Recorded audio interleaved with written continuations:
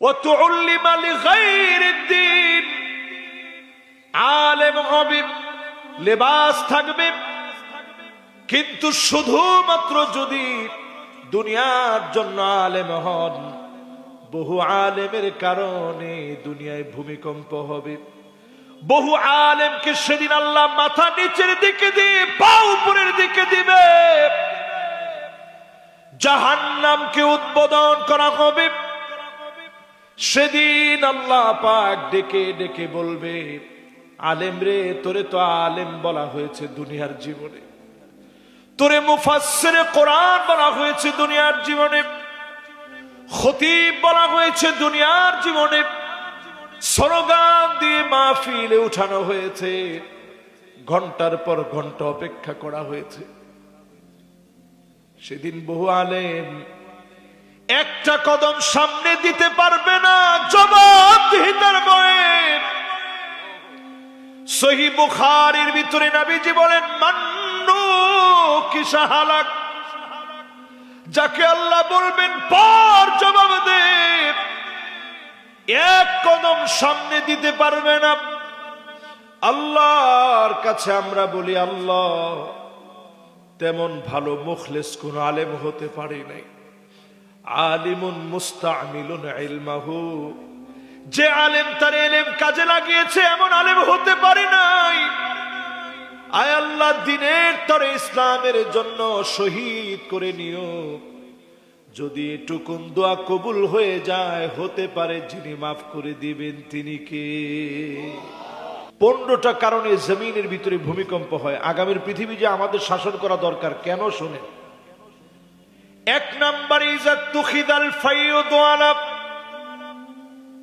রাষ্ট্রীয় সম্পদ জনগণের সম্পদগুলা জনগণের যারা রক্ষক হবে তারা বক্ষণ করে ফেলবে। এখন তাকায় দেখেন, সারা দুনিয়ার ভিতরে এমন হলেও বাংলাদেশে হয় না। আপনারা মনে হয় আমার আওয়াজ বুঝতেছেন না? বুঝতেছেন?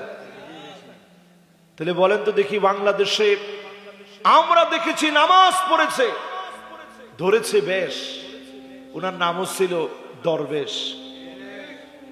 এই লোকগুলো যে পরিমাণ টাকা কামাইছে, আরেকজন তো মাশাআল্লাহ কপালের ভিতরে লম্বা লম্বা কর পড়ে গেছে, এত মোটা মোটা দাগ কপালের ভিতরে। উনার টাকা কি পরিমাণ, বর্তমান বাংলাদেশের লোকেরা হিসাব করে হিসাব কষে বলতেছে উনার টাকা এত পরিমাণ। প্রতিদিন যদি 1000 টাকার নোট প্রতিদিন যদি 2 কেজি করে প্রতিদিন চিবায়া গুলায়া খায়, 337 বছর লাগবে। 2 কেজি করে 1000 টাকার নোট যদি চিবায়া গুলায়া খায়, শেষ হতে 337 বছর লাগবে। এই লোক যদি নামাজ পড়ে কপালে কর ফালায় দেয়, আল্লাহ মাফ করে দিবে? তুমি যদি শহীদ হয়েও মারা যাও, আল্লাহ সেদিন ডেকে বলবে, আমার জনগণের হক বুঝায় দে। জনতার হক গুলা ঠিকঠাক করে বুঝায় বল। ইদা তুখিদাল ফাইয়ুদ ওয়ালা, জনগণের হক বুঝায় দেওয়া লাগবে। জনগণের হক যখন খেয়ে ফেলবেন, বুঝে নিবেন যিনি পাকড়াও করে নিবে তিনি কে। 2 নম্বর আলামত নবীজি বলে গেলেন, কেন ভূমিকম্প হবে, আগ্নেয়গিরি কেন ফেটে পড়বে, মক্কাতুল মুকাররমায় কেন ভূমিকম্প হবে, সারা দুনিয়া কেন তছনছ হবে। ওয়াল আমানাতু মাগনামা, আমানতদারিতা খুঁজে পাওয়া যাবে না, আমানতদার ব্যক্তি খুঁজে পাওয়া যাবে না। এখন আমাদের দেশে আমানতদার ব্যক্তি কম না বেশি?